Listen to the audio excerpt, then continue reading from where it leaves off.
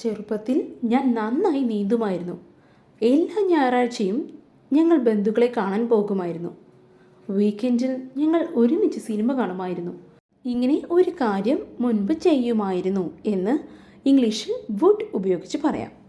Four example, when I was young I would swim well. ചെറുപ്പത്തിൽ ഞാൻ നന്നായി നീന്തുമായിരുന്നു. When I was young I would swim well. When I was young I would swim well. എല്ലാ ഞായറാഴ്ചയും ഞങ്ങൾ ബന്ധുക്കളെ കാണാൻ പോകുമായിരുന്നു. റിലേറ്റീവ്സിൻ്റെ വീട്ടിൽ പോകുമായിരുന്നു. ഇംഗ്ലീഷിൽ ഇങ്ങനെ പറയാം: every Sunday we would visit our relatives.